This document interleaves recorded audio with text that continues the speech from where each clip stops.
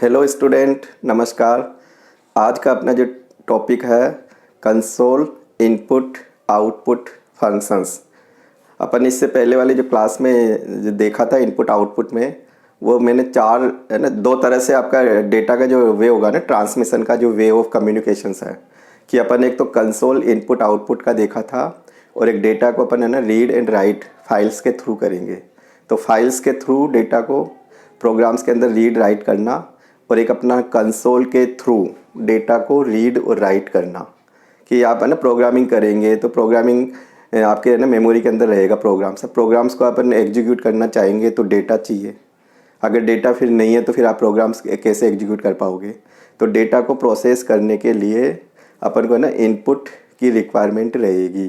तो इनपुट कहाँ से मिलेगा? तो इनपुट का सिंपल सा जो अपना सोर्स है वो कीबोर्ड से लेके चलेंगे। फिर आप रिजल्ट्स कहाँ देखोगे? तो मॉनिटर पे देखूंगा। तो मैं कंसोल यूनिट किसको कहूँगा? तो मैं कंसोल यूनिट कहूँगा कीबोर्ड और मॉनिटर को। तो आप सिंपल सा ना याद रख लो, कंसोल यूनिट में कीबोर्ड एंड जो डेटा का इंटरेक्शन होगा वो कीबोर्ड से memory and memory to monitor screen. और एक आपका वे ऑफ कम्युनिकेशंस होता है फाइल्स और प्रोग्राम के बीच में। तो फाइल्स से डेटा आएगा, रीड करेंगे और प्रोसेस करके देन फाइल में पुट कर देंगे, फाइल में राइट कर देंगे। तो reading from file and writing into the file. तो वे ऑफ कम्युनिकेशन सेकंड होता है अपना फाइल का इनपुट आउटपुट। और फर्स्ट अपन जो इनपुट अपन ने अभी जो इनिशियल लेवल पे देखेंगे वो console input output. Input output सबसे है ना लार्ज पोर्शन प्रोग्राम में यूज होगा कि बिगर इनपुट आउटपुट के आप है ना प्रोग्राम्स नहीं कर पाओगे।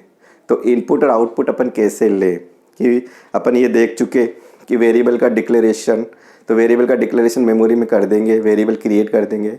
अब ये सोचो कि वेरिएबल्स में वैल्यू कहाँ से आएगी, वेरिएबल्स में वैल्यू को अपन कहाँ से है ना सोर्स कहाँ से ले पाएंगे और फिर जो प्रोसीड रिजल्ट्स होगा वो कहाँ देख पाएंगे। तो अपन को डेटा जो अपन एक्सेप्ट करेंगे वो है ना इनपुट डिवाइस। तो आपके स्टैंडर्ड इनपुट डिवाइस कीबोर्ड है, तो कीबोर्ड से डिफरेंट डिफरेंट टाइप का डेटा अपन है ना वेरिएबल्स को ट्रांसमिट करेंगे और फिर वेरिएबल डेटा को प्रोसेस करके स्क्रीन पे रिजल्ट्स दिखाएगा। तो अपना जो पहला वे होगा डेटा कम्युनिकेशन का, वो डेटा जो है ना कीबोर्ड, कंसोल यूनिट और प्रोग्राम्स के बीच में होगा। और सेकंड वे जो अपन लास्ट यूनिट में देखेंगे वो फाइल और प्रोग्राम्स के बीच में डेटा का ना कम्युनिकेट होगा। तो अभी अपन जो देखने जा रहे हैं वो कंसोल इनपुट आउटपुट फंक्शंस को देखने जा रहे हैं। अपन में क्या होता है, ह्यूमन सिस्टम्स में तो अपने ना आईज है, ईयर है, तो इसके थ्रू डेटा माइंड में चला जाता है। फिर अपन मुंह से या है ना रिटिन वर्क करके अपन कॉपी में टेक्स्ट में अपन लिख के पेपर पे प्रिंट कर देते हैं, तो वो अपना आउटपुट हो जाता है। अब ये सोचो कंप्यूटर के पास है ना आईज भी नहीं है, ईयर भी नहीं है और कंप्यूटर के पास है ना मुँह भी नहीं है, प्रिंटर भी नहीं है, तो फिर कंप्यूटर ये ऐसी एक्टिविटीज़ को कैसे कर पाएगा। तो सी लैंग्वेज में कंपाइलर्स आपने नाम सुना है। कंपाइलर जैसे एक ट्रांसलेटर प्रोग्राम्स है, तो कंपाइलर में ये पहले से ही है ना ये मीनिंग फिक्स कर दी कि इनपुट आपका इस तरह से आएगा और आउटपुट आपका इस तरह से मॉनिटर पे डिस्प्ले पे जाएगा। तो ये कैसे जाएगा, तो इसके लिए है ना छोटे छोटे कोड बना के अपन को दे दिए और इन कोड का एक नाम दे दिया, तो वो फंक्शंस कहलाएंगे। तो जितना भी अपन है ना इनपुट और आउटपुट लेके चलेंगे वो फंक्शंस के थ्रू लेके चलेंगे कि आपका कंसोल इनपुट आउटपुट और फाइल का इनपुट आउटपुट जितनी भी एक्टिविटीज करोगे ये याद रख लो कि फंक्शंस के थ्रू करूँगा मैं। तो ये फंक्शंस आपको याद होना ज़रूरी है। तो फंक्शंस क्या है, पहले से है ना प्री डिफाइन लाइब्रेरी फंक्शंस अपने पास। तो प्री डिफाइन मीन्स क्या होता है कि पहले से इनकी कोडिंग है ना ऑलरेडी लिखी हुई है, कोई एक स्पेसिफिक पर्पज़ है, जिस तरह के अपन जॉब करना चाहेंगे है ना, जिस तरह के अपन टास्क करना चाहेंगे अपन को उसी तरह का एक फंक्शंस डिजाइन करके कंपाइलर में इनबिल्ट बना के दे दिया। तो ये फंक्शंस क्या है, तो इनपुट का जो काम करेंगे वो इनपुट फंक्शंस, जो डिस्प्ले का काम करेंगे रिजल्ट्स को जो डिस्प्ले करना चाहेंगे वो आउटपुट फंक्शंस। तो इनपुट फंक्शंस कितने हैं, कितनी तरह से डेटा वैल्यू को अपन वेरिएबल्स में ट्रांसमिट कर सकते हैं, तो ये एक्टिविटीज़ देखना बहुत ज़रूरी है। ये आएगी तो उसके बाद कोडिंग आएगी। तो अपन है ना इनपुट आउटपुट में सबसे पहले देखेंगे कंसोल इनपुट आउटपुट। तो कंसोल यूनिट जो मैं बोल रहा हूँ यहाँ पे है ना, कंसोल जो यूनिट है मेरी वो मॉनिटर और कीबोर्ड है। कंसोल का जो मीनिंग है यहाँ पे ये याद रख लो। कंसोल जो यूनिट मेरी रहेगी यहाँ पे, एक तो स्टैंडर्ड इनपुट, तो यहाँ पे तो अपना ना कीबोर्ड रहेगा, ऑल ओवर कहीं पे भी है ना ओपन वर्ड में चले जाए तो कीबोर्ड ही रहेगा स्टैंडर्ड इनपुट, और एक अपना होगा स्टैंडर्ड आउटपुट। स्टैंडर्ड आउटपुट तो मेरा यहाँ है ना स्क्रीन मॉनिटर रहेगा, मॉनिटर यूनिट रहेगी मेरी। तो जब भी मैं कंसोल इनपुट आउटपुट बोलूँगा तो आप कीबोर्ड मॉनिटर को फोकस करोगे। तो स्टैंडर्ड इनपुट कीबोर्ड हो गया, स्टैंडर्ड आउटपुट आपका मॉनिटर हो गया। और ये फॉर्मेटेड इनपुट और आउटपुट, और एक होता है अनफॉर्मेटेड इनपुट आउटपुट। तो तुम कहोगे फॉर्मेटेड और अनफॉर्मेटेड क्यों, क्या मीनिंग है इनकी। अब कई बार होता है ना कि अपन जैसे MS वर्ड में भी कोई भी है ना ड्राफ्टिंग या टाइपिंग है ना वर्ड प्रोसेसिंग का जॉब करे, तो एक सूटेबल फॉर्मेट में आपका डेटा प्रेजेंट होना चाहिए। कोई भी इंफॉर्मेशन होगी उसका एक प्रॉपर लेआउट होता है, प्रॉपर अलाइनमेंट होना चाहिए कि जहाँ स्पेस की रिक्वायरमेंट हो वहाँ स्पेस प्रोड्यूस करेंगे, है ना। जहाँ डेसिमल डिजिट की रिक्वायरमेंट हो तो वहाँ पे डेसिमल डिजिट को सेट करके रखेंगे।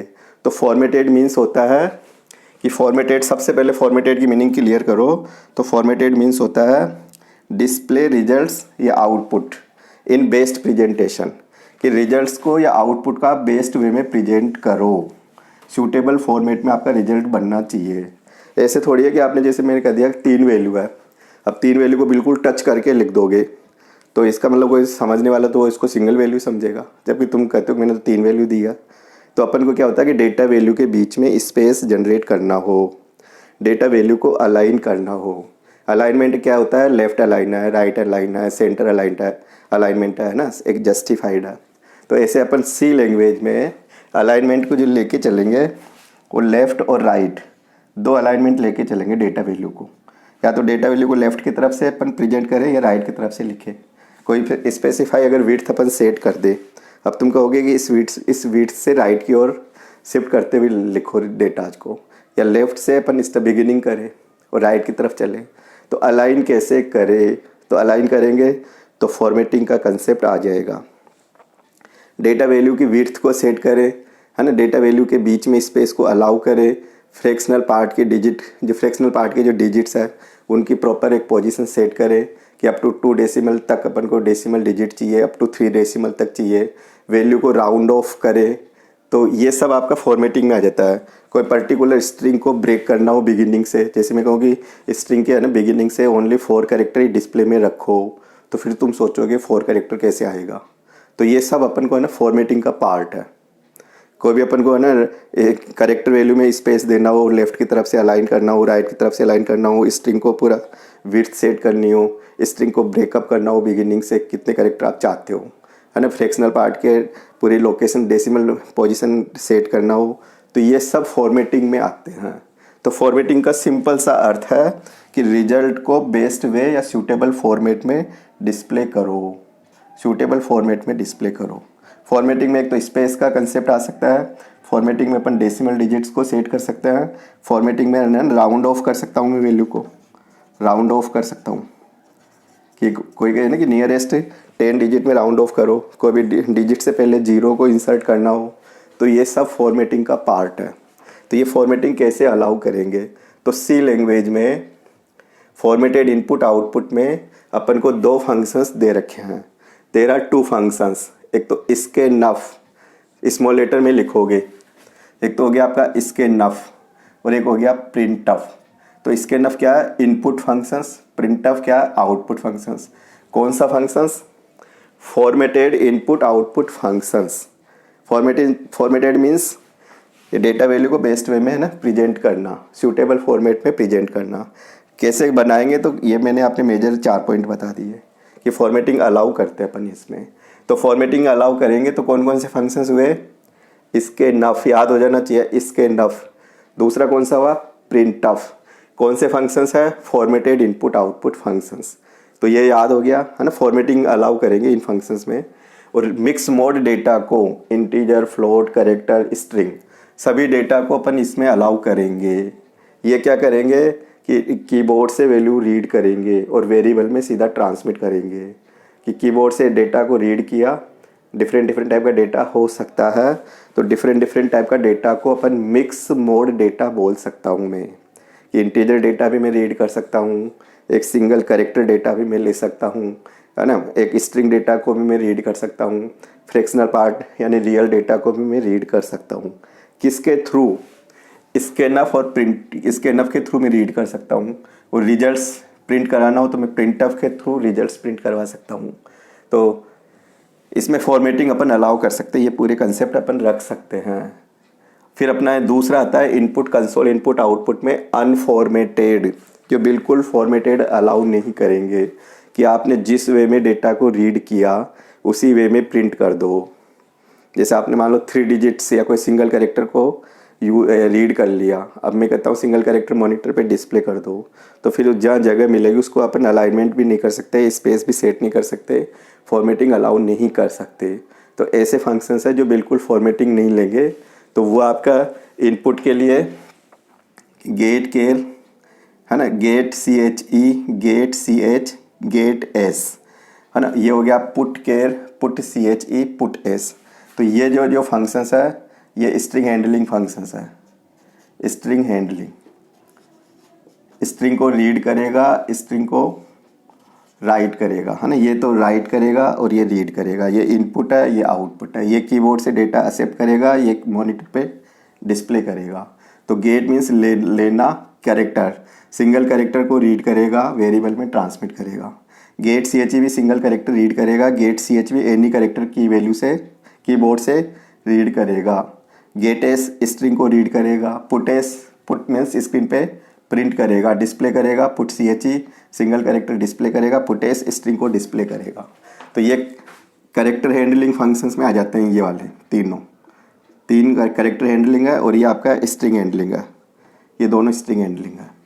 तो ये अनफॉर्मेटेड है, इनमें फॉर्मेटिंग नहीं अलाउ करेंगे। ये कैरेक्टर डेटाज को और स्ट्रिंग डेटा को रीड करने के लिए हो गया, ये कैरेक्टर डेटा स्ट्रिंग डेटा को प्रिंट करने के लिए हो गया। तो इनपुट मीन्स डेटा को रीड करे, आउटपुट मीन्स रिजल्ट्स को डिस्प्ले करे। तो इनपुट समझ में आ जाना चाहिए, आउटपुट समझ में आ जाना चाहिए। तो आपका एक कॉम्बिनेशंस हो गया, ऐसे भी याद रख सकते हो, स्कैनफ, प्रिंटफ। तो स्कैनफ क्या करेगा? रीड करेगा। प्रिंटफ क्या करेगा? डिस्प्ले करेगा। कौन से डेटा को करेगा? मिक्स मोड डेटा को। ये get char, get CHE, get CH है ना, इसके जस्ट ये हो गया, रीड करेगा। पुट केयर, पुट CHE ये सिंगल कैरेक्टर को डिस्प्ले करेगा। गेट S स्ट्रिंग को रीड करेगा, पुट S स्ट्रिंग को डिस्प्ले करेगा। तो ये कौन से फंक्शंस है? अनफॉर्मेटेड। ये कौन से फंक्शंस है? इसके ना प्रिंटफ, फॉर्मेटेड। पूरे ऑल ओवर ये कौन से फंक्शंस हो गए? Console input output functions. तो अभी जो अब देखने जा रहे हैं अपन, इसके नफ को एंड प्रिंटफ को एग्जैक्ट इनको यूज करना सीखे कि इनका है ना कैसे सिंटेक्स है, कैसे रूल रेगुलेशन होगा, कैसे डेटा को पढ़ेगा, है ना, वेरिएबल्स में कैसे सेंड करेगा वैल्यू को, प्रिंटफ क्या क्या अपन प्रिंट करवा सकते हैं। तो ये वाली डिटेल अपन आज लेके चलते हैं। अपनी ये क्लास सेकंड क्लास हो जाएगी इनपुट आउटपुट की।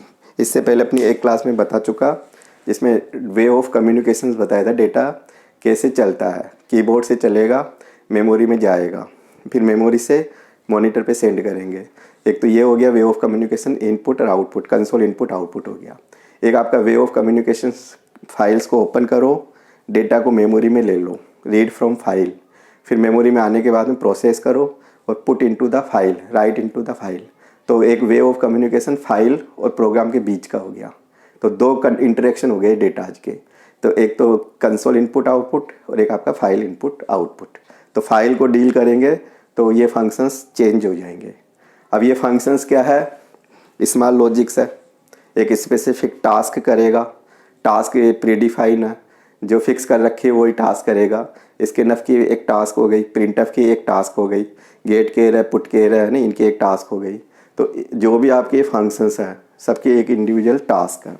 अब ये फंक्शंस क्या है, इनके कहीं कहीं कोड तो लिखे हुए होते होंगे कि अपने पास अपन ने देखे कि 8-10 फंक्शंस हो गए।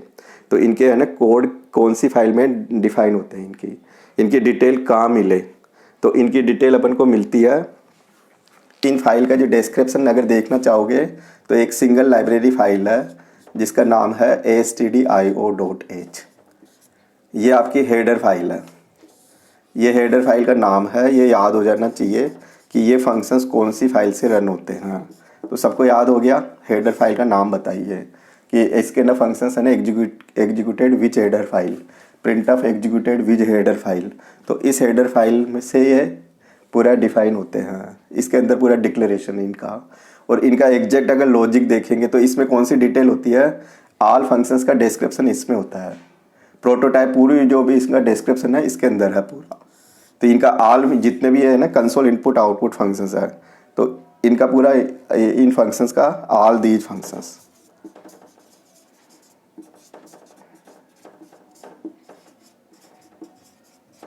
डिस्क्रिप्शन है ना, define in this header file, in this header file, ये याद हो जाना चाहिए। और इनका अगर एग्जैक्ट लॉजिक देखें तो इनका अगर लॉजिक देखें अपन, तो लॉजिक के लिए इनकी एक रिलेटेड DLL फाइल होती है। रिलेटेड एक DLL फाइल हो गई। DLL फाइल का मतलब क्या होता है, डायनामिक है ना लिंकिंग लाइब्रेरी, ये एक DLL फाइल का नाम होता है, डायनामिक लिंकिंग लाइब्रेरी। तो ये इसमें क्या होता है, बाइनरी कोड के फॉर्म में होता है। बाइनरी कोड अपन इसको ना ऐसे एग्जैक्ट पूरी कोडिंग देख नहीं पाएंगे। अगर डिटेल देखना चाहो तो अपने पास है ना हेडर फाइल है, इन जितने भी फंक्शंस है इनपुट आउटपुट के, उनके लिए एक सिंगल हेडर फाइल है। हेडर फाइल का नाम क्या है, stdio.h। std means standard, i means out input, o means output, h means header file. तो इन जितने भी फंक्शंस का कलेक्शन है वो यहाँ पे डिस्क्राइब है। फंक्शंस का नाम, फंक्शंस के आर्ग्यूमेंट की लिस्ट, फंक्शंस का रिटर्न का टाइप है ना, फंक्शंस में number of arguments, each argument का डेटा टाइप, ये ऑल डिस्क्रिप्शन इस stdio.h में डिफाइन है। और एग्जैक्ट अगर लॉजिक देखें कि इनकी कोडिंग कैसे लिखी हुई है, कंपाइलर है ना कैसे इनका वर्किंग प्रोसेस है, तो हर इसकी हेडर फाइल की है ना जितने भी फंक्शंस है इनका पूरा डिस्क्रिप्शन एक DLL फाइल होती है। DLL फाइल क्या होती है, dynamic linking library, dynamic linking library, याद हो जाना चाहिए पूरा इसका। तो इसमें ना इनका पूरा जितने भी फंक्शंस सबके कोड है बाइनरी फॉर्म में होते हैं।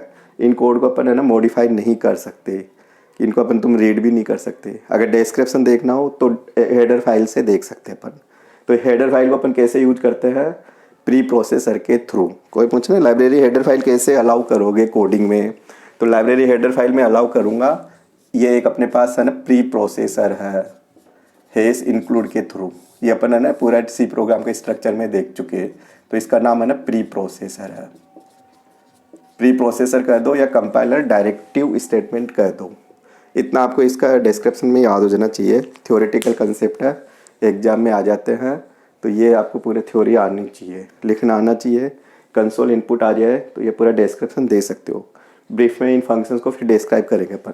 अब ईच फंक्शंस को, यानी कौन से फंक्शंस, स्कैनफ एंड प्रिंटफ है ना, ये पूरे unformatted, get char, get ch, get ch, get s। Print of output में देखें put char, put ch, put s, इनको अपन डिस्क्राइब करेंगे। तो आज की क्लास में मैं खाली स्कैनफ और प्रिंट ऑफ को ही बताऊंगा। अब देखिए अपन, अब अपन है ना स्कैनफ फंक्शंस के बारे में देखते हैं।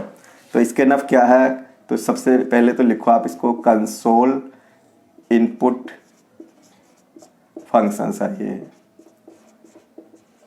कौन सा फंक्शन है, फॉर्मेटेड। फॉर्मेटेड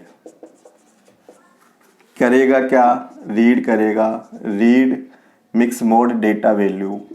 मिक्स मोड में मतलब integer, float, character, data value, mix mode data value कहाँ से, from keyboard. Keyboard means standard input. Standard जो सोर्स होगा वो आपका स्टैंडर्ड इनपुट कीबोर्ड होगा।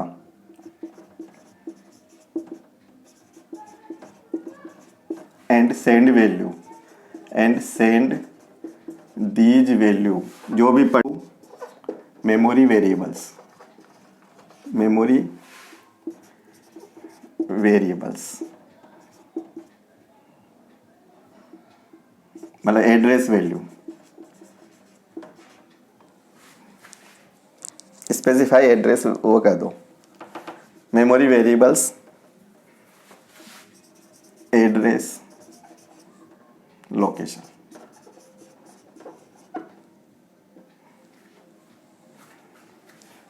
मतलब स्पेसिफाई वेरिएबल्स एड्रेस कर दो कि जो भी अपन स्पेसिफाई करेंगे, स्पेसिफाई वेरिएबल एड्रेस।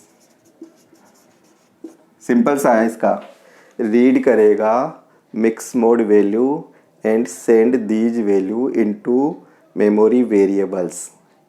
वेरिएबल्स में अगर बताना चाहो आगे तो मेमोरी मतलब वेरिएबल्स एड्रेस लोकेशन कह दो, specify memory variables address location, कि जो भी अपन वेरिएबल्स का एड्रेस अलाउ करेंगे तो उसी एड्रेस पर वैल्यू सेंड करेगा। तो इसके लिए ज़रूरी है कि आपके पहले वेरिएबल्स डिफाइन हो जाने चाहिए। अब वेरिएबल्स को अपन को पहले क्रिएट करो, देन फिर इसको यूज करो। इसके नफ को यूज करने से पहले वेरिएबल्स क्रिएट हो जानी चाहिए, रूल्स है।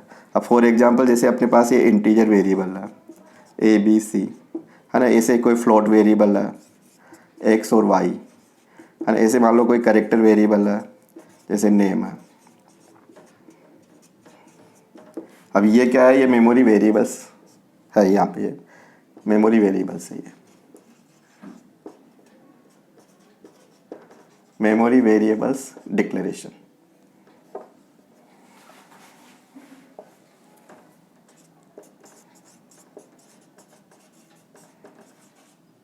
ये आपका इंटीजर वेरिएबल, ये फ्लोट वेरिएबल, ये कैरेक्टर वेरिएबल। कैरेक्टर में स्ट्रिंग बना रखा अपन ने, तो ये स्ट्रिंग टाइप का वेरिएबल, ये स्ट्रिंग टाइप का। अब मैं कहूँगी इनमें वैल्यू आनी चाहिए। अब इनमें वैल्यू कैसे अलाउ करें? अभी ABC में है ना कुछ भी वैल्यू नहीं है, नथिंग, गार्बेज कलेक्शन है, कि इसमें अभी कोई भी अपन डेटा वैल्यू अगर यूज करेंगे तो ये अपने आप ऑटोमेटिकली कोई भी इनपुट अलाउ कर लेगा मेमोरी से। तो जो ऑटोमेटिकली कोई इनपुट ले ले, अगर वैल्यू अपन इसको अलाउ नहीं करें, है ना, दी नहीं अपन ने, तो नोट इसको असाइन नहीं कर रखी, तो फिर अगर इसको यूज करेंगे तो इनपुट में क्या देगा, तो उस केस में ये गार्बेज कलेक्शन देगा, गार्बेज इनपुट ले लेगा। अब अपन चाहेंगे इसमें एग्जैक्ट वैल्यू पास करना चाह रहा हूँ मैं, इंटीजर वेरिएबल है, फ्लोट वेरिएबल है, कैरेक्टर वेरिएबल है, अब कैसे पास करूँ? तो अब इसमें वैल्यू को अगर अपन को कीबोर्ड से सेंड करनी है वेरिएबल्स में, तो इसके नफ को याद रखो। फिर आप अब इसके नफ फंक्शंस कैसे यूज करूँगा, तो उसका एक प्रॉपर सिंटेक्स याद रखो। अब इसका स्कैनफ का सिंटेक्स देखो, स्कैनफ का सिंटेक्स,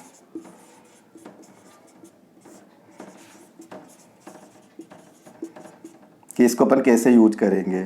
तो सबसे पहले तो ना आप लिखोगे स्कैनफ, स्मॉल लेटर में लिखोगे स्कैन, SCAN स्कैनफ, है ना। फिर यहाँ पे कोटेशन लगाओगे, कोटेशन में क्या लिखोगे, फॉर्मेट कैरेक्टर, जो भी इनके स्पेसिफाई कर रखे हैं अलग अलग डेटाज के लिए।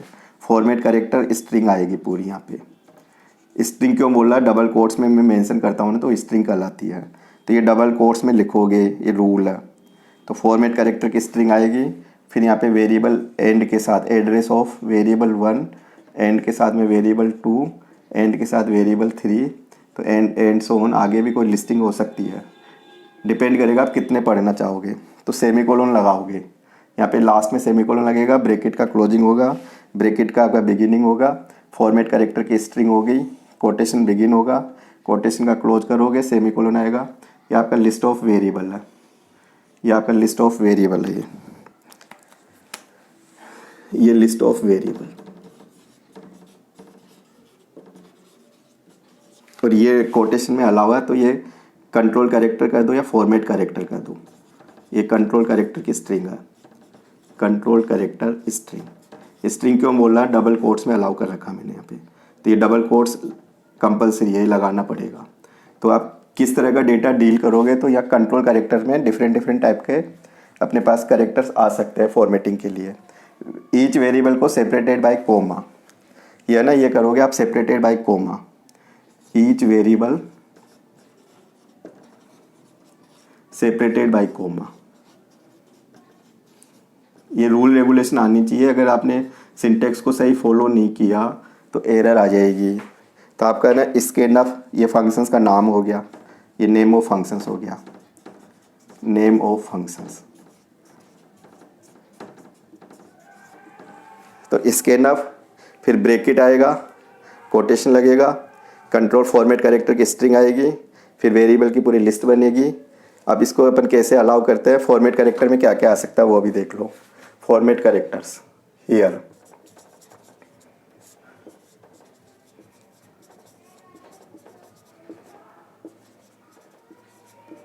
मे बी, है ना। फॉर्मेट कैरेक्टर में अपन देखें तो एक तो हो सकता है %d, है ना, ये आपका फॉर्मेट कैरेक्टर है। %LD, %F, %C, %S, है ना। ऐसे अपन और भी देखें तो %LF, है ना। ऐसे और भी देखें %U, है ना। ऐसे और भी हो सकता है %LF। तो ये डिफरेंट डिफरेंट टाइप के ऐसे बहुत सारे कैरेक्टर हैं। तो आपके मेनली अभी जो इनिशियल लेवल पे अपन यूज करेंगे तो ये फॉर्मेट कैरेक्टर किस किस को कंट्रोल करेंगे। तो ये जो अपन %d यूज करूँगा ये हमेशा के लिए याद रखो, ये इंटीजर डेटा के लिए आएगा। इंटीजर डेटा जब भी रीड करूँगा या राइट करूँगा ये आएगा लॉन्ग इंटीजर के लिए, लॉन्ग इंटीजर के लिए, है ना। तो ये इंटीजर डेटा जब भी आपका इंटीजर टाइप का कोई वेरिएबल होगा तो %d आएगा। इंटीजर टाइप का कोई वेरिएबल होगा उसके लिए %d आएगा। अगर इंटीजर में लिमिट अगर आपकी एक्सीड होती है 32767 से अब हो, कोई भी वैल्यू रीड करोगे वेरिएबल्स के, तो अगर कोई वेरिएबल लॉन्ग इंटीजर टाइप का है तो %LD आएगा। तो LD कब लगाएंगे, जब लॉन्ग इंटीजर टाइप का डेटा रीड करना हो। वेरिएबल भी लॉन्ग इंटीजर टाइप का एक कंटेनर होना चाहिए कि आपका जो कंटेनर का नाम है वो लॉन्ग इंटीजर होगा। तो कैसे पढ़ेंगे, कंप्यूटर कैसे आइडेंटिफाई करेगा डेटा को, तो %LD। और %F कब आएगा, फ्लोट डेटा के लिए। फ्लोट डेटा कौन सा होता है, रियल टाइप का डेटा, है ना। ये कब आएगा, कैरेक्टर डेटा के लिए, कैरेक्टर टाइप का डेटा। अगर कैरेक्टर टाइप का कोई वेरिएबल है तो ये कब आएगा, कैरेक्टर में स्ट्रिंग टाइप का डेटा। ये याद होना ज़रूरी है। LF कब आता है, स्मॉल l और f दोनों स्मॉल है, तो ये आपका डबल टाइप का कोई वेरिएबल्स रीड करना चाहिए। अगर ये कब आता है, अनसाइन इंटीजर के लिए, अनसाइन इंटीजर, है ना। LF कब आता है, लॉन्ग डबल के लिए। ऐसे तो हेक्साडेसिमल, ऑक्टल, ऐसे और भी कोड होते हैं। तो अपन को अभी तो है ना ये अपन याद रख लो कि यहाँ पे क्या आ सकता है। तो जब भी मैं इंटीजर वेरिएबल्स पढ़ूंगा, है ना, रीड करूँगा, तो उसके लिए आपको %d लगाना होगा विदाउट स्पेसिंग। % और d में गैप नहीं होना चाहिए। अगर आप लॉन्ग इंटीजर टाइप का वेरिएबल्स की वैल्यू रीड करते हो कीबोर्ड से तो %LD इसके नफ में फॉर्मेट कैरेक्टर में आएगा। अगर आप है ना फ्लोट टाइप का डेटा रीड करोगे तो %F आएगा, F मीन्स फ्लोट। अगर आप कैरेक्टर टाइप का डेटा पढ़ोगे तो कैरेक्टर का C से %C। अगर आप कैरेक्टर में स्ट्रिंग्स टाइप का डेटा पढ़ोगे, जैसे नेम ऑफ कैंडिडेट है, एड्रेस है, फादर्स नेम है, सिटी है ना, स्टेट का नाम है, तो %S। अगर आप है ना फ्लोट में अगर डबल प्रिसीजन का डेटा पढ़ोगे, डबल टाइप का डेटा, है ना, डबल टाइप का कोई वेरिएबल डिक्लेयर किया हुआ है तो %LF आएगा। अगर आप अनसाइन कि नेगेटिव पॉजिटिव को मेरे को अलाउ नहीं करना तो फिर अपन है ना अनसाइन इंटीजर के लिए %U लगाऊंगा मैं। अगर अपन को लॉन्ग डबल टाइप का डेटा रीड करना हो तो फिर मैं लॉन्ग डबल कहूँगा। तो यानी कि सिंपल सी थ्योरी हो गई, जिस टाइप का अपना वेरिएबल का डिक्लेरेशन होगा, है ना, उसको देखते हुए अपन को ये फॉर्मेट कैरेक्टर्स अलाउ करने पड़ते हैं। तो ये डिफरेंट कैटेगरी का डेटा हो सकता है। तो ये अगर पूरी कैटेगरी देखें तो ये 11 कैटेगरी है। अभी तो मैंने 6-7 की कैटेगरी बताई है।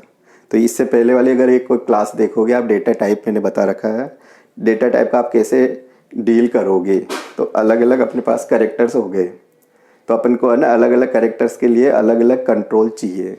ये कंट्रोल कहाँ पे यूज करेंगे, फॉर्मेट कैरेक्टर ओनली स्कैनफ और प्रिंटफ में। याद होना चाहिए कि ये कंट्रोल कैरेक्टर कहाँ यूज करूँगा मैं, स्कैनफ और प्रिंटफ में।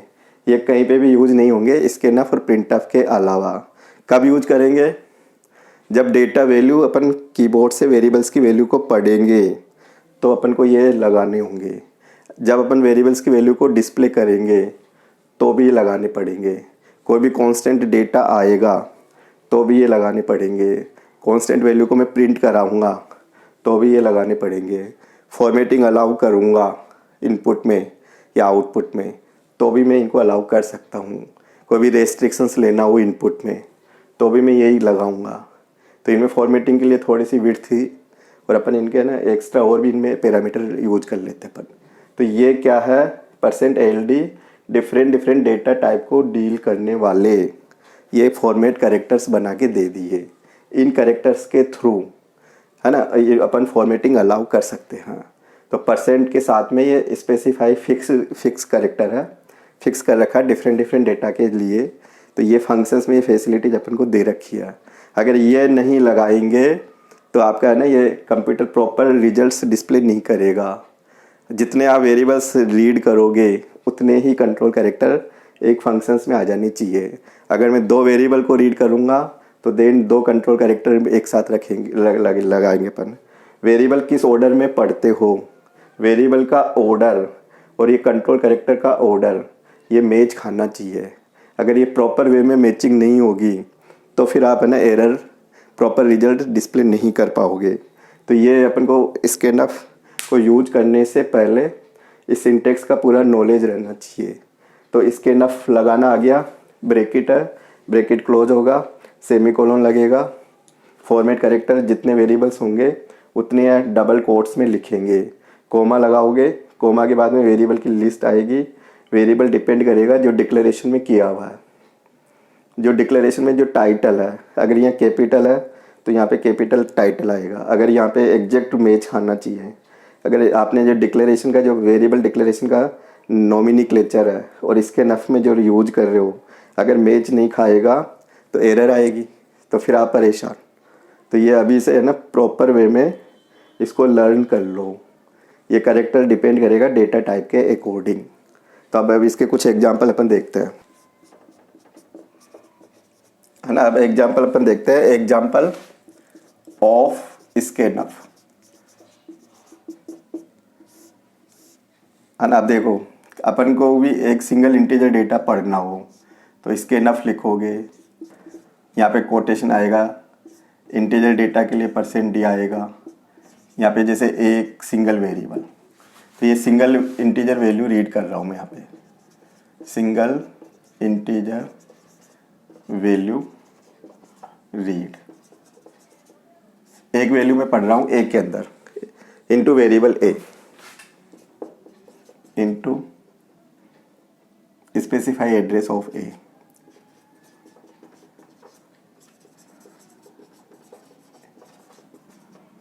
ए के एड्रेस पे वैल्यू जाएगी, तो इसको तो बोलते हैं अपन एड्रेस ऑफ ए।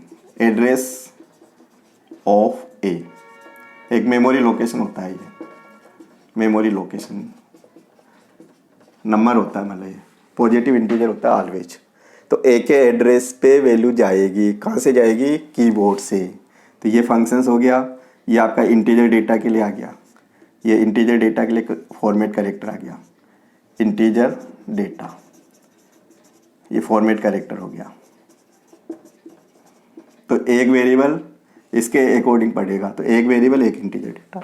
अगर तुम कहोगे 2 वेरिएबल रीड करना हो तो इसके नफ %D, तो इसका ये मतलब हुआ 1 2 2 टाइम्स यूज किया, तो कोटेशन बंद है। तो यहाँ पे वेरिएबल का ऑर्डर, ये पहला वेरिएबल, ये दूसरा वेरिएबल, है ना। तो ये आपका ये पहला वेरिएबल इसके अकॉर्डिंग चलेगा, दूसरा वेरिएबल इसके फॉर्मेट के अकॉर्डिंग चलेगा। तो यहाँ पे 2 वेरिएबल्स वैल्यू रीड कर रहा हूँ मैं, 2 वेरिएबल्स वैल्यू रीड।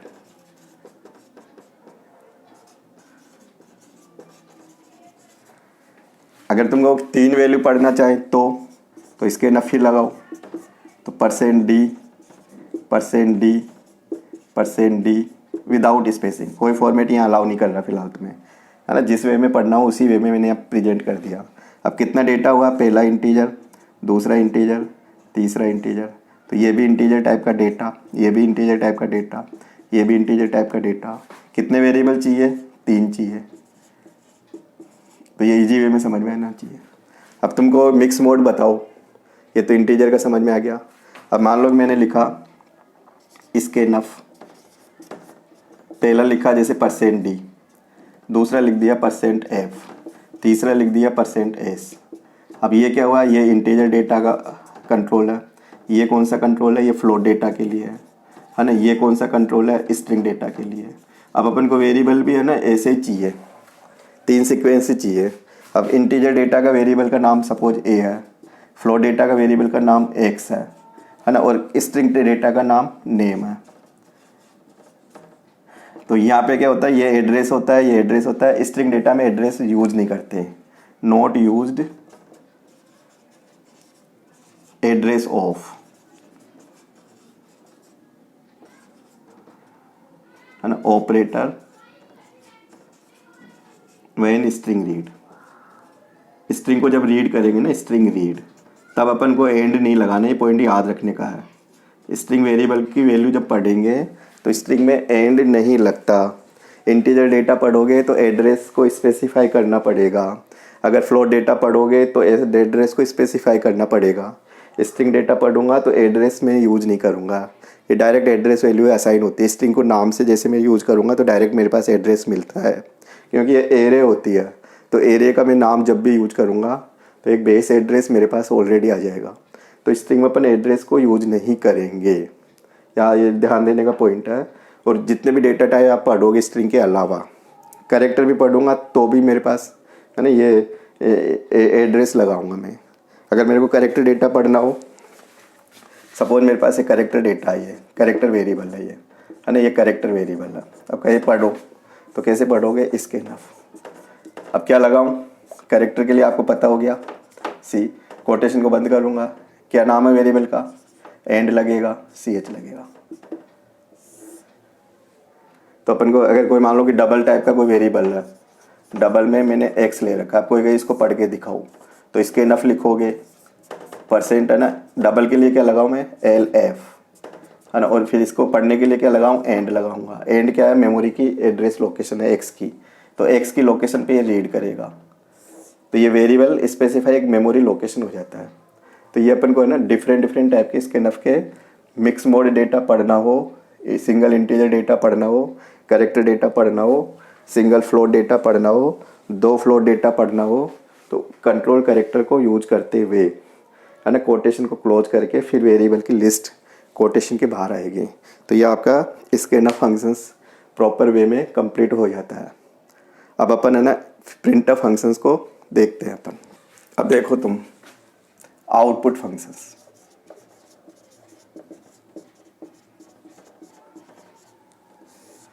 तो आउटपुट में अपन लेने जा रहे हैं प्रिंटफ। तो ये क्या है, फॉर्मेटेड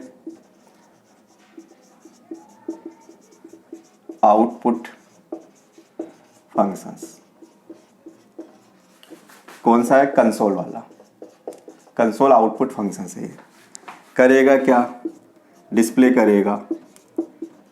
क्या डिस्प्ले करेगा, डिस्प्ले रिजल्ट्स है ना, या आउटपुट कहाँ पे, ऑन द स्क्रीन, है ना। इन रिजल्ट्स में क्या अलाउ कर सकते हैं, we can allow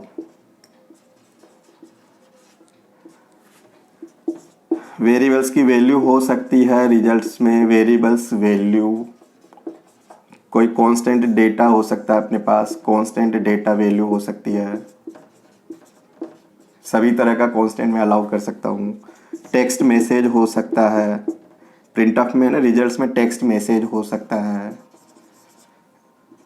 backslash character constant हो सकते हैं, बैकस्लैश कैरेक्टर कांस्टेंट।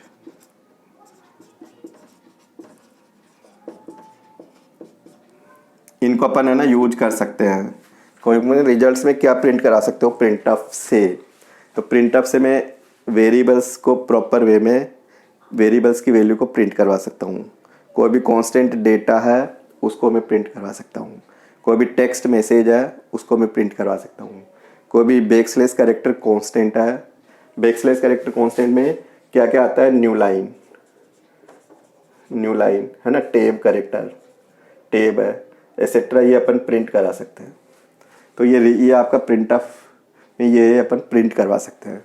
जो भी प्रोसीड रिजल्ट आएगा, कंप्यूटर प्रोसेस करेगा, इनपुट से डेटा लेगा, डेटा वेरिएबल्स में अपन इसके नफ से ट्रांसमिट कर देंगे और फिर देन प्रोसेस करेगा, प्रोसेस करके रिजल्ट्स बनेगा। फिर रिजल्ट्स को कैसे प्रिंट करेंगे, तो प्रिंट ऑफ फंक्शंस को फिर आपके माइंड में रहना चाहिए कि जब भी मैं आउटपुट फॉर्मेटेड आउटपुट चाहता हूँ तो प्रिंट ऑफ सबसे काम का फंक्शंस है। लाइब्रेरी कौन सी यूज होगी इसके लिए, stdio.h। सिंटेक्स क्या रहेगा इसका, सिंटेक्स देखो तो सबसे पहले ना प्रिंट ऑफ स्मॉल लेटर में लिखोगे। कई बच्चे क्या होता है कैपिटल में लिख देते हैं तो एरर मानी जाती है वो। फिर कंट्रोल कैरेक्टर की स्ट्रिंग आएगी यहाँ पे, तो यहाँ पे टेक्स्ट मैसेज आ सकता है।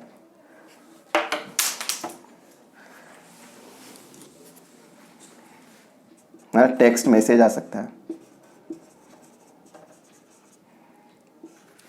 कंट्रोल कैरेक्टर ये फॉर्मेट कैरेक्टर भी आ सकता है। फॉर्मेट कैरेक्टर की स्ट्रिंग भी हो सकती है। ये बैकस्लैश कैरेक्टर कांस्टेंट भी हो सकता है। बैकस्लैश कैरेक्टर कांस्टेंट है ना। फिर ये कोटेशन बंद हो जाएगा, कोटेशन बंद होके फिर कोमा, फिर वेरिएबल की लिस्ट आ सकती है, वेरिएबल लिस्ट। फिर यहाँ पे पूरा ये बंद हो जाएगा। वेरिएबल लिस्ट में अपन v1 v2 v3 जितने भी वेरिएबल्स अपन चाहते हैं, तो ये आपके सिंटेक्स हो जाएगा। सिंटेक्स में प्रिंट ऑफ फंक्शंस का नाम, टेक्स्ट मैसेज भी हो सकता है सिंगल, फॉर्मेटेड कैरेक्टर भी मैं यूज में ले सकता हूँ। बैकस्लैश फॉर्मेटेड कैरेक्टर कब यूज में लूँगा, जब डेटा वैल्यू अपन को प्रिंट करनी हो। बैकस्लैश कैरेक्टर कौन पूरी, फिर कोटेशन बंद हो जाएगा, फिर कोमा आएगा। कोमा के बाद में वेरिएबल की लिस्ट आ जाएगी, तो वेरिएबल की लिस्ट वही सेपरेटेड बाय कोमा। तो अपन ना अब कैसे करते हैं, एग्जाम्पल देखो इसके। एग्जाम्पल जैसे अपन ने लिखा प्रिंट ऑफ,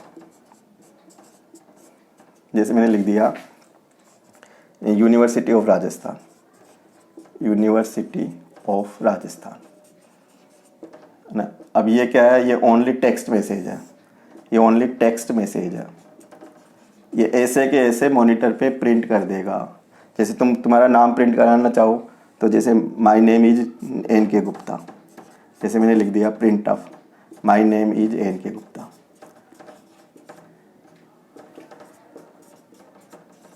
तो ये टेक्स्ट मैसेज हो गया। अब तुम चाहोगे टेक्स्ट मैसेज के साथ में और भी बताओ, और देखो प्रिंट ऑफ, जैसे मैंने लिख दिया एंटर योर नेम, ये एक मैसेज बना दिया है ना। ये मैंने एक्स्ट्रा वो लगा दिया यहाँ पे है ना। अब इसका क्या मतलब हुआ, ये तो हो गया आपका टेक्स्ट मैसेज, टेक्स्ट मैसेज,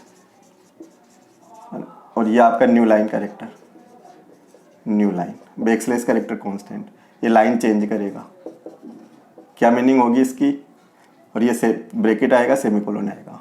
इसकी क्या मीनिंग होगी, ये टेक्स्ट मैसेज लिख देगा और फिर लिख के नीचे आ जाएगा। ये मैसेज को लिख देगा, कर्सर आपका नीचे शिफ्ट हो जाएगा, तो कर्सर यहाँ ब्लिंकिंग करेगा। यहाँ टेक्स्ट मैसेज हो गया और यहाँ ब्लिंकिंग करेगा। और भी अपन देखें, जैसे प्रिंट ऑफ, जैसे मैंने लिखा सम इक्वल, ये तो क्या हुआ टेक्स्ट मैसेज। ये क्या लगा दिया, फॉर्मेट कैरेक्टर। ये क्या लगा दिया, न्यू लाइन। ये कोटेशन को बंद कर दिया और फिर मैंने यहाँ पे सम लिख दिया। अब सम की जो भी वैल्यू होगी ये प्रिंट कर देगा। तो ये तो क्या है, टेक्स्ट मैसेज है ना। ये क्या है, फॉर्मेट कैरेक्टर, फॉर्मेट कैरेक्टर ना। ये क्या है, new line character, backslash character constant. ये क्या है, ये वेरिएबल।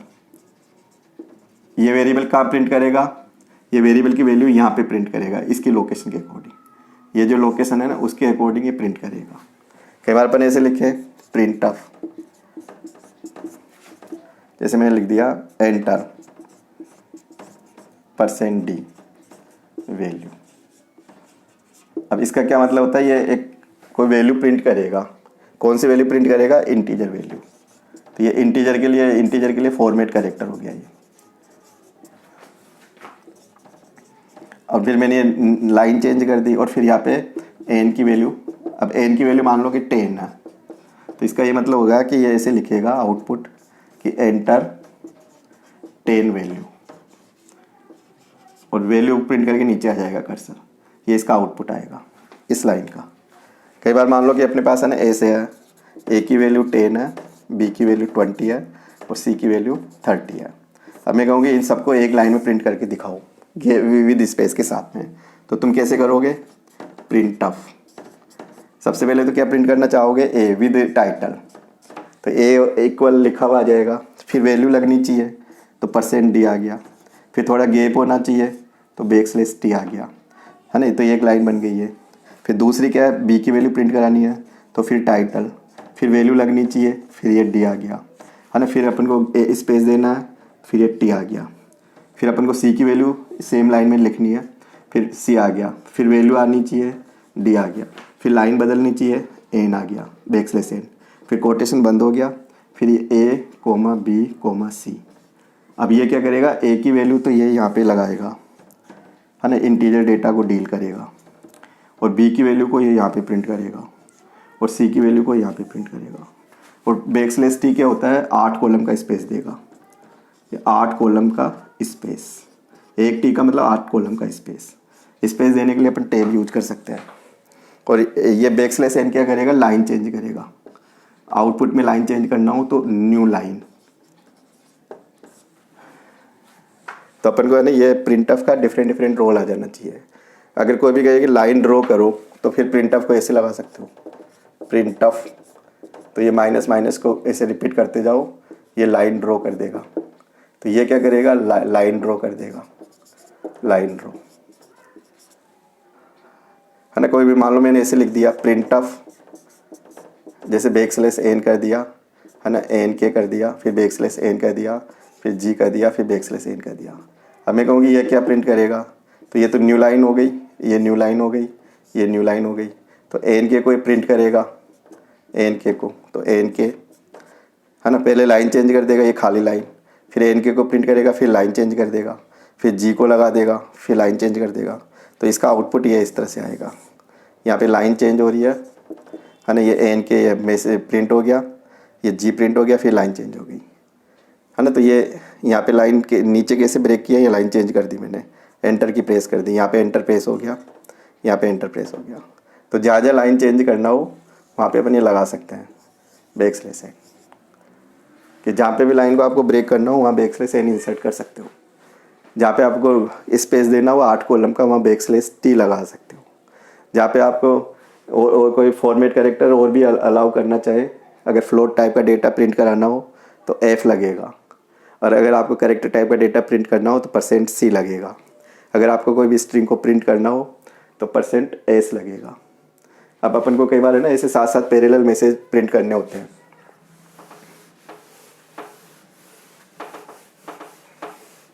जैसे print of enter value of ABC, जैसे ये क्या करेगा, स्क्रीन पे मैसेज प्रिंट करेगा, है ना। ये क्या करेगा, स्कैन ऑफ, ये रीड करेगा। कैसे रीड करेगा, पहले मैसेज आएगा, है ना, पहला डेटा, दूसरा डेटा, तीसरा डेटा, फिर ये कोटेशन बंद, ये पहला वेरिएबल, दूसरा वेरिएबल, तीसरा वेरिएबल। तो ये क्या है, विद मैसेज में रीड कर रहा हूँ, विद मैसेज डेटा रीड कर रहा हूँ, डेटा वैल्यू रीड। तो ये आपको है ना प्रॉपर वे में यूज करना आ जाना चाहिए कि प्रिंट ऑफ की रिक्वायरमेंट कब होती है, स्कैन ऑफ की रिक्वायरमेंट कब होती है। सिंपल सा है कि जैसे अपन यूनिवर्सिटी का एग्ज़ाम का फॉर्म भरते हैं, तो फॉर्म भरने से पहले एक टाइटलिंग आती है। अब अगर मान लो टाइटलिंग में नहीं दूर फॉर्म भरो तो तुमको पता ही नहीं रहेगा क्या इनपुट डालना है मेरे को। तो मैं पहले एक मैसेज छोड़ूंगा, है ना, एंटर योर नेम, फिर father's name, mother's name, enrolment number, class. अब क्लास के आगे फिर कॉलम खाली छोड़ूंगा, तो डेट मीन्स हो गया कि उसमें आपको डेटा फिल करना है। तो यहाँ फिल करेंगे तो क्या हो गया, स्कैन ऑफ हो गया। जो मैसेज का एक लेआउट बनाया, मैसेज बनाया, वो किससे बनाया, प्रिंट ऑफ से। तब भी जब भी अपन डेटा पढ़ेंगे तो print of and scan of. क्या पढ़ना चाह रहे हो पहले मैसेज क्रिएट करो, फिर क्या रीड करोगे, स्कैन ऑफ आएगा। तुम चाहोगे डायरेक्ट अगर मैं ये हटा दूँ तो फिर ये क्या होता है, यूजर के लिए टिपिकल हो जाएगा कि क्या रीडिंग देगा वो। तो सिंपल सा है, रीडिंग देने से पहले एक प्रॉपर मैसेज बने और फिर देन रीडिंग को रीड करें। कितनी रिक्वायरमेंट है तो प्रॉपर है ना, टाइटलिंग के साथ में, लेबल के साथ आप इनपुट करते जाओ। किस तरह का डेटा आएगा वो वेरिएबल का डिक्लेरेशन हो जाना चाहिए कि कोई भी वेरिएबल आया तो पहले डिक्लेयर होगा, डिक्लेयर होने के बाद में एग्जैक्ट वो इसके नफ प्रिंटफ में आएगा। तो फॉर्मेटेड में आपका एक क्लियर हो गया, इसके नफ और प्रिंटफ, एक रीड का फंक्शंस हो गया, एक आउटपुट का ना डिस्प्ले का हो गया। तो आज की क्लास को मैं यहीं पे एंड करूँगा। क्लास अगर अच्छी लगे तो सब्सक्राइब करें, बेल आइकॉन पे ज़रूर क्लिक करें, जिससे आपको ऑलरेडी है ना कोई भी वीडियो में बनाऊँ तो नोटिफिकेशन मिल जाए आपको। अपने दोस्तों के बीच में शेयर करें। Thank you.